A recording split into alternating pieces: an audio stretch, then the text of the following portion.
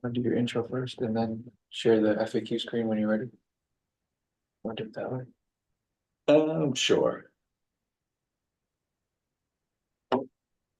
Webinar and one. And then I just go to, Yep, I'll come back when you're ready for the FAQ. Oh, okay. Share that for you.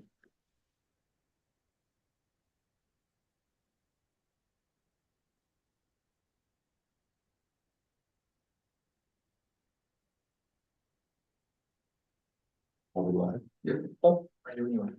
good evening. My name is Phil Drew, and I'm the city assessor for Bangor. And this is an informational meeting to cover the revaluation for the city. That's going to be from 2024 until 2026. And tonight we've got Ken Rogers. Ken is president of KRT Appraisal. And that is the appraisal firm that's been hired to complete the entire revaluation. And this is the fourth informational meeting. Our first informational meeting was with Apartment Owners and Managers Association in Bangor. And then we had a session out at Down East School. Then we had a session at William Cohen School. And then we're here tonight. And if there are questions at the end of our presentation, Cody is here to allow anybody to participate. And so what we're really going to do is cover a few of the FAQs that we've put together on the city website. There are a total, I believe, of 39. But we really don't need to cover all of them tonight. Just the ones that are pertinent to the start of a revaluation. And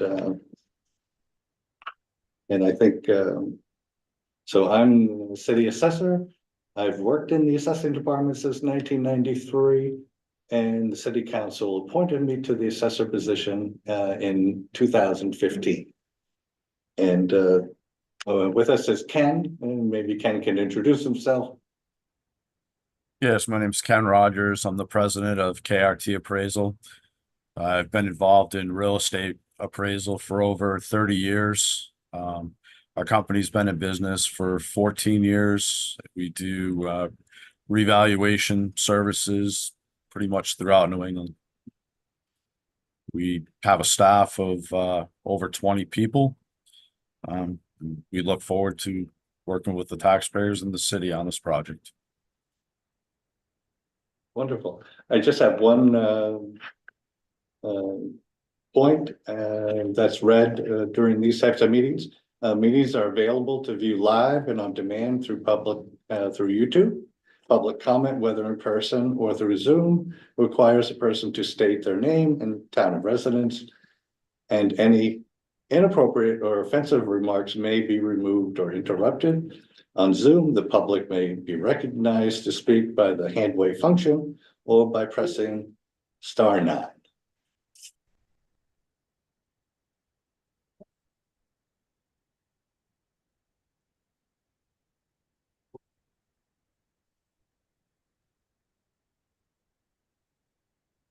So we're going to cover the FAQs. And again, this will be 2024 to 2026.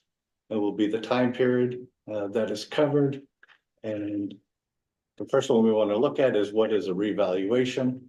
And really it's the process of collecting new data on properties in the city and collecting and performing market analysis to arrive at values for all properties within the city, no matter what type they are: commercial, industrial, single family, multifamily, and exempt properties. So we're just looking for a fair distribution of the tax burden. And when we have that fairness and equity, then we're going to have a good distribution of the municipal tax.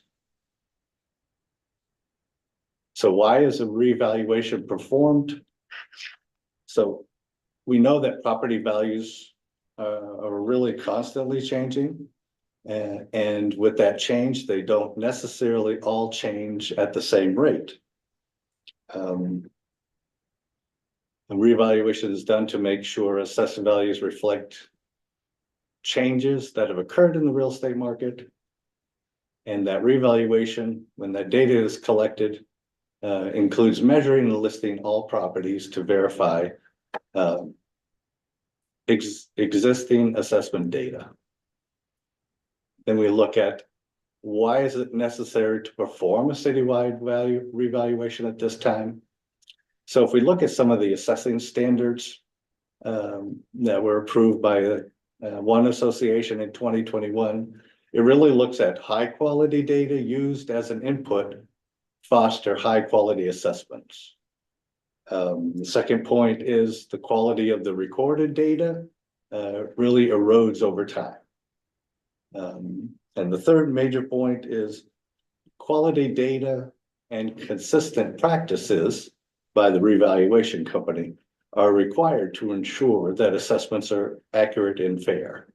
So we know that data erodes, we need current data and consistent practices. And that should get us to good valuation numbers. And really the main point here is the last citywide revaluation occurred in Bangor in the late 1980s. So roughly 37 years since we've gone back to attempt to inspect all properties in a short period of time and update the values and update the software. If we look at some of the standards, the one standard that we don't achieve is written in Title 36, Section 328. It expressly requires that assessors perform a physical inspection and inventory of each parcel of land at least every 4 years. But I can do an analysis and I see that only 32% of properties in the city have been inspected over the last 10 years. So we do not meet that standard. We do meet two others, one in the Maine Constitution that says there should be a general valuation every 10 years. We generally change values every single year. So we meet that standard. And then we meet the minimum ratio standard that says we need to be between 70% and 110%. This year, the state just sent us a letter that with the adjustments that we've made recently, we'll be able to use 100%. So two of the standards we hit every year, one with the inspections, we don't. Now, one of the real questions is raising taxes the purpose of a revaluation? And I would say no. It is not the purpose of the revaluation to raise taxes. Although we need to raise sufficient funds for local schools, government, and the county, that's not the purpose. So when will the revaluation become effective?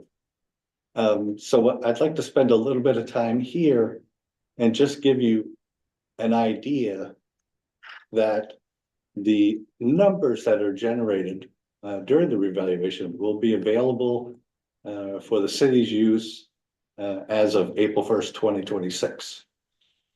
Now, let's look at the primary period of property sales that will be used, and they will occur from May 2025 to April 2026. So, you know, we're more than a year away from the start in May of 2025 for that 1 year period. And the primary period for the approved budgets for schools, government, and county, those won't even be agreed to till probably July of 2026. It will cover the year 2026 to 2027. So if we were to be asked today, well, what will my taxes be and what will my value be in 2026 at the end of the revaluation? And we can see from this that we don't know. We don't know what the budgets will be, and we really don't know what the sales will be in that future time period. But that's what will be used in 2026.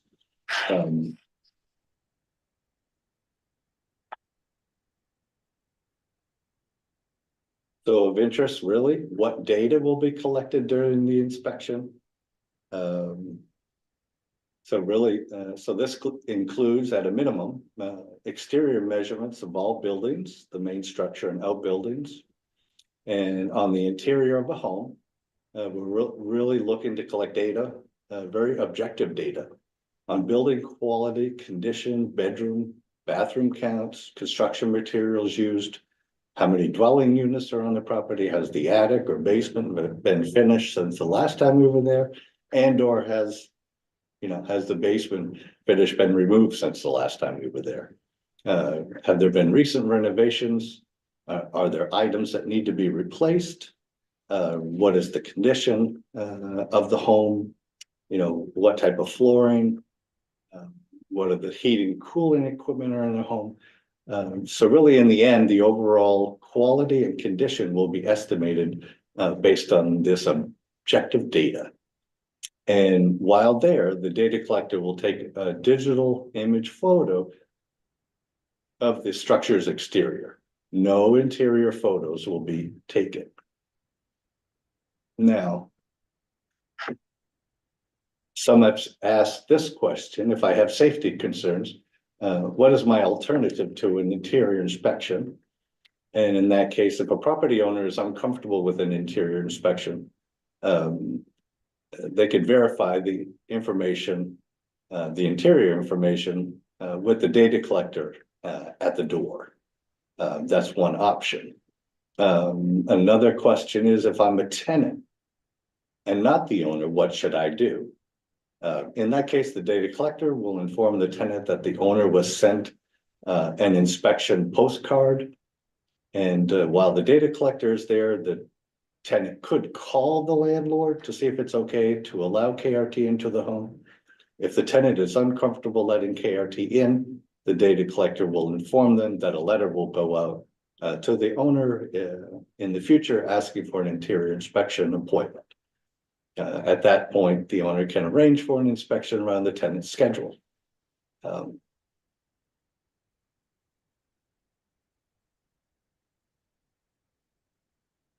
So really, there are a few phases in the revaluation, in the data collection. So a few of these FAQs are kind of redundant because we could have different questions asked in different ways and really kind of share some of the same responses. So again, the first part here is the data collectors go to each property to do the physical inspection, collect the information that they need. And one important point is to confirm that a home was inspected, the homeowner is asked to sign a data collection form. The data collected is subject to verification by the city assessor and a KRT supervisor. One important point for safety, KRT data collectors will carry picture IDs, will have municipal letters of introduction, and will have their vehicles listed with both the assessor's office and the police department. And KRT has already provided information on each data collector. So I've already processed that and given a copy to the police department. It will have a sheet. It'll have a photo of the data collector. We'll have a description of the vehicle that they use and other pertinent information. So that if individuals are concerned about a KRT collector out in their area, and they say, well, there's an individual here driving this type of vehicle. And if they call the police department, the police department will have all that background information to assure the property owner that this is an individual hired to do work for the city per the revaluation contract. And a minute ago, when I was talking about the tenant, so prior to starting data collection, a postcard will be mailed to each property owner as notification that the property will be visited in the next few weeks. So at that time, the postcards go out, and some short time after that, the data collectors will show up unannounced. Ring the doorbell, knock on the door, and if someone is home, they will explain who they are with the KRT badge visible and really ask to do the exterior inspection. Now, if nobody's home, they will assume it's okay to measure the outside of the building and proceed to do so. And a second attempt to inspect the property shall be made on weekends or Saturday. If a second attempt to inspect the property is unsuccessful, KRT will either leave a door hanger at the property or send a letter to the owner requesting that the owner call KRT to set up an appointment for the inspection. Most visits, if it's a residential property, should take no more than really 15 minutes from start to finish. In the case that a property is posted no trespassing, the data collectors will not visit the property.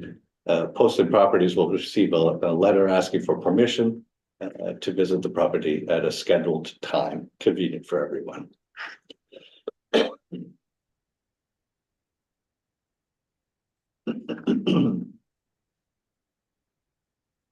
So how will I be informed that the data collectors are working my area? Again, the postcards go out. The KRT will be working in a particular area and move around town as they complete their work. The city will be able to notify property owners on our own website as well to say they're working in this general area. And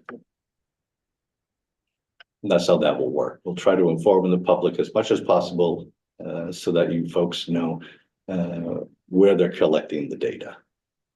Again, what happens if I'm home and the data collector is at my property? If no one's home, they're going to measure that outside of the structures and go ahead and then get back to the property for that second inspection or send a follow-up letter. Again, will all property values change? Most property values will change. However, they will not all change at the same rate. Again, the purpose of the revaluation is to make sure that the assessments reflect those changes in market value. So in 2026, the expected ratio of value is about 100%. Therefore, the value in 2026 should be very close to its market value based upon the sales generally from May of 2025 to April of 2026. And so what is market value and who determines my property value? So really people, including yourself, the people who sold your house to you and the person who is willing to buy it from you determine the market value of your property. So it's really the buyers and sellers in the market that are setting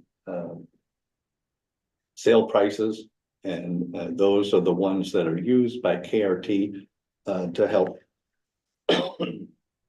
value all the properties across the city. And really a true test is of what your property is worth in 2026. We'll be looking at the real estate market and you just at that time ask yourself the question, is my property's assessment in line with recent sale prices of similar properties? Now, That stop share red button when you. what? You can hit that red button to stop the share when you are finished with that. And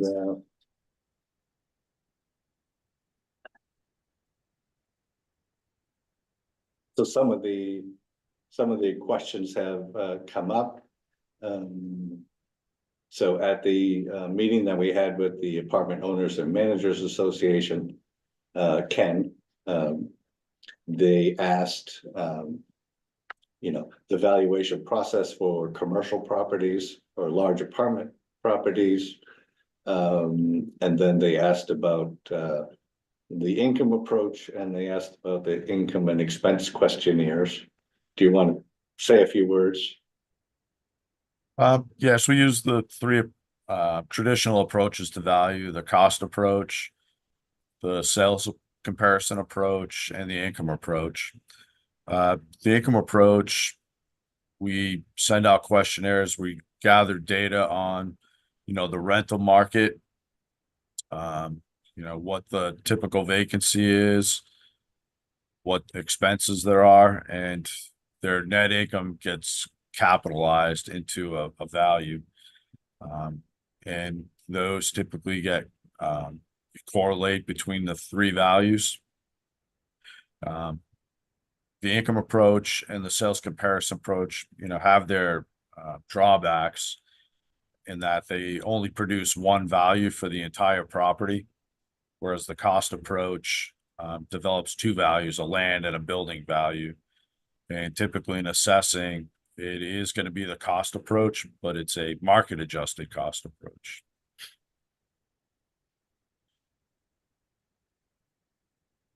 So one of the questions, one was a concern over providing what they believe might be confidential information on the income and expense questionnaire. How could we handle that? Yes. So we send out the income and expense questionnaires. They come back to our office. It's all held in strict confidence, so it's not open for public inspection. And we, hold to that standard. Yeah, one of their other questions was, if we provide income and expense information on our property, will our property just be valued on our own income and expense information, or will you pull in other data? Yeah, that's a good question. No, basically what their information and the other information that we look at, we tableize their income, vacancy, and expenses, and then those get applied to the property. So it's not an individual income and expense that we're looking at. It's tableizing that.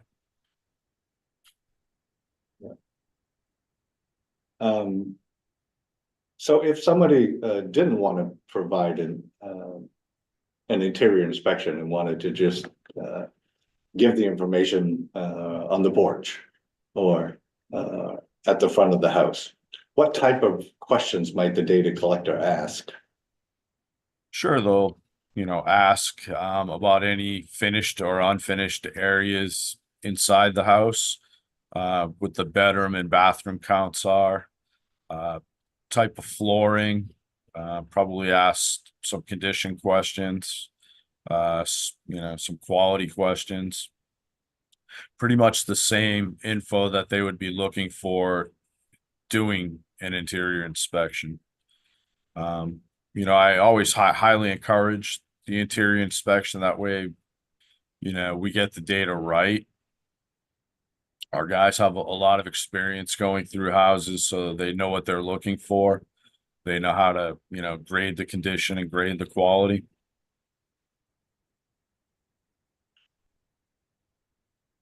So one of the concerns was, will data collectors collect information on potential code violations and return to the city with that type of information? No, that's not the purpose of our inspection. Our inspections are that of like a bank appraiser. We're just gathering information that's pertinent to the valuation of that property. We're looking at attributes that, either can add to value or detract from value. And both are just important. We're not looking at how clean your house is. We're not looking at your personal effects. We're not looking at, what cars you have in the driveway. Like, that's all irrelevant information to us. It's, we're just looking basically for factual information on the dwelling. So as the assessor, we hired KRT, your company, to do the work. So I think my job over the next couple of years is to encourage property owners in Bangor to participate. Because I think through their participation, if it's coming up with data on a property, and if KRT is required to look from the street and estimate the condition and come up with a value, really that's gonna likely be much less reliable than if there was good information about the individual property itself. And the one thing for the public to know is that although these values will be delivered to us in 2026, calendar year 2026, you know, that data is gonna help inform the assessments for quite a number of years. So if it's not accurate in 2026, it's not going to be accurate for quite some time, potentially. And as the assessor, if somebody came to me following the entire process and said, "Hey, Phil, can you lower my value or change my value?" My first response will be, "Well, I have to do an interior inspection to collect the data." So my request of everybody is participate. Now, Ken, so we know that we'll start sometime this summer collecting the data. And so in 2026, can you tell the public how the informational meetings will go once you've sent out the impact notice on the values? Sure, we'll send out an impact notice. There'll be the old value, I assume the new value. There's a number for you to, or for them to call to set up an appointment, and we'll listen. You know, this is a good time to, if you have comparables, to come in. If you have data errors, to bring those to our attention. If there's any factual information that you have that you can share with us, we'll look at it, you know, and it may be something specific to your property. It may be something specific to a neighborhood, or, you know, some piece of information that we didn't have that will help us. But it's very, very informal. Yeah, okay. But everybody will be given an opportunity if they want to. Yes. So with those impact notices, I think you will send out a copy of the tax card, is that correct? So that they can check the data, or will they have to go online to check? I would think they would go online. We'll give them, you know, obviously our email, web address, and there'll be a link there that they can, you know, check their property or their neighbor's property. And that's done through Patriot. Okay. Yep, the new software that the city will be employing for this revaluation. Yeah. I also put an interactive Power BI for the taxpayers to go in, and they can, you know, filter out properties by different criteria, you know, by style, by age, by square footage, by lot size, and they can, you know, put in that the attributes that, you know, are similar to their house, and look at the values of those properties, which would be the Okay. sale properties. The Power BI, you could set it to say, I'm a ranch style home with this many square feet. What is the accuracy of the valuation of those sale? It'll give you the sales, correct. It'll give you the sales, what their ratio is. A ratio is the sale price divided into the assessed value, or the assessed value divided into the sale price, excuse me. And it'll give you a ratio to let you know what the level of market value that sale's at. That's pretty much how we value it. Yeah.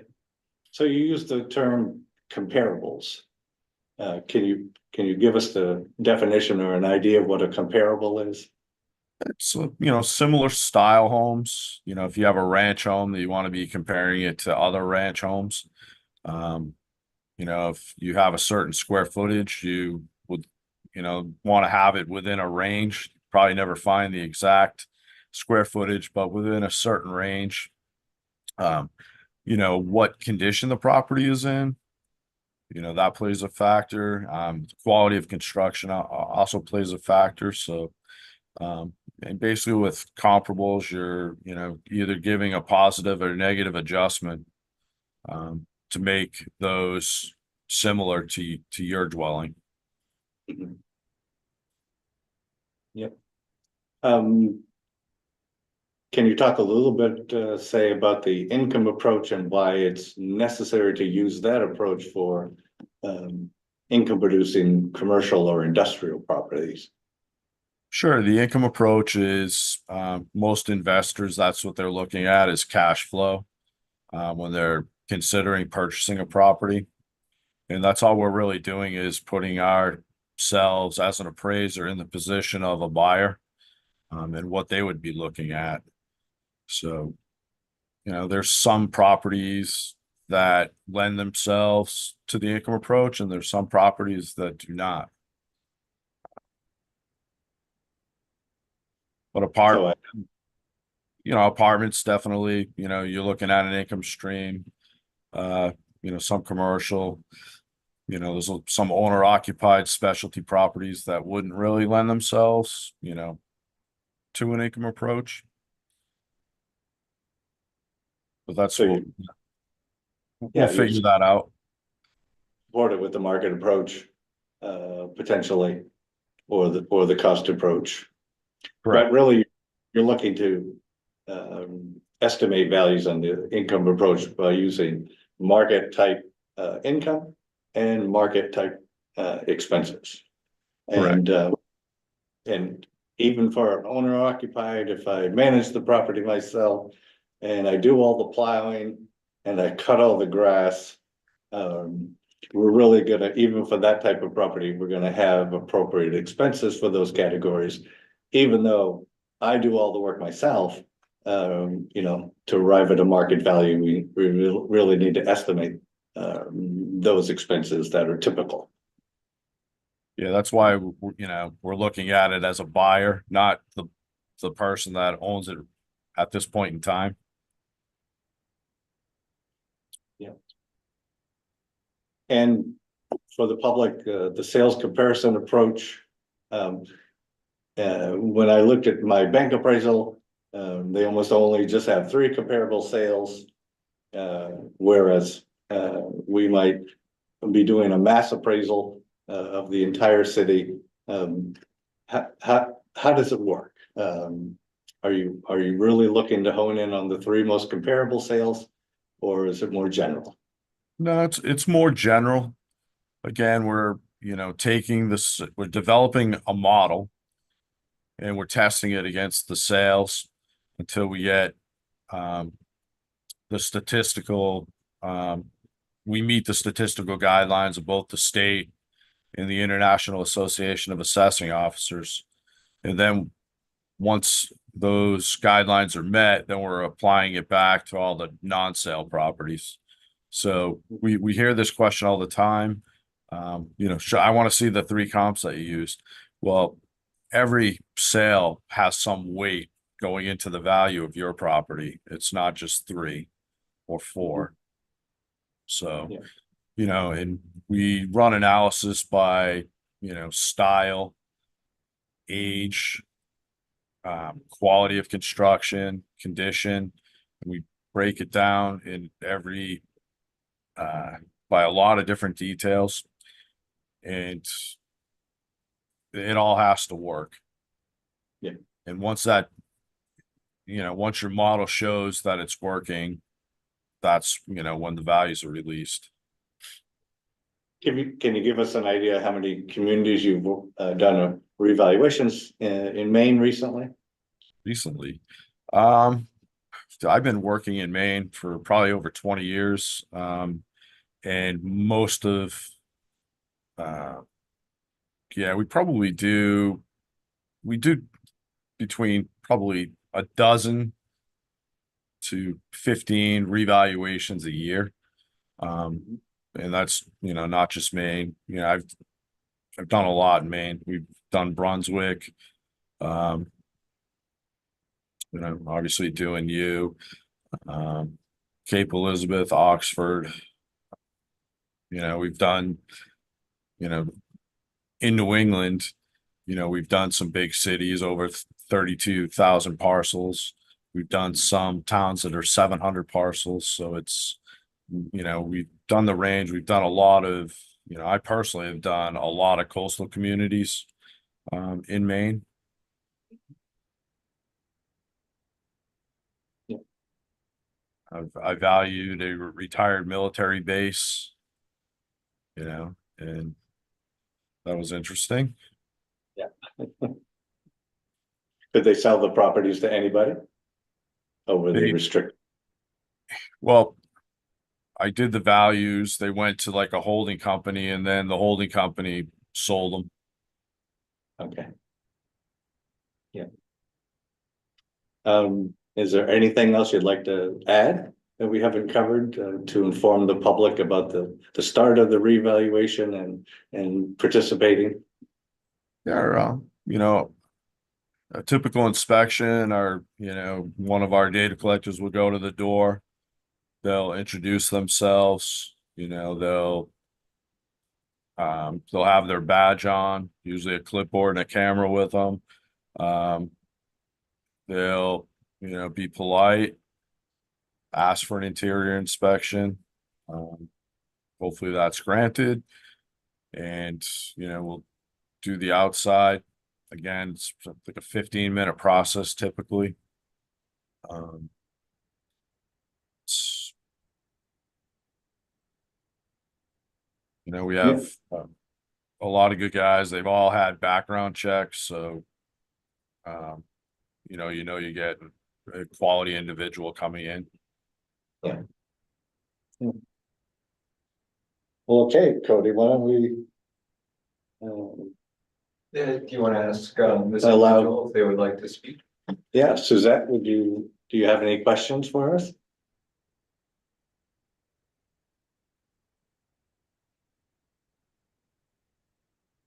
Simply not. You can use the hand wave feature. Okay, perfect. I'll get that. There we go. They can unmute and speak when they're If ready. you unmute, there we go. Go ahead, Suzette. Yes, can I get a printout of what you presented tonight? Or, what you had on the screen, your presentation?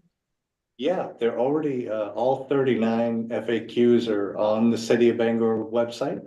Oh, okay, Yep, there's a tab that says revaluation. okay, And they're right there along with other materials. okay, Gov/revaluation. okay. What other questions might you have? No, that's it. Am I the only one on? I'm the only one on. That's it. Well, Thank you. Thank you. okay, thank you so much. Okay, Ken. Well, I guess we can wrap it up and thank you from zooming in from Massachusetts. And No problem. Glad I could be involved. all right. Good night, everybody.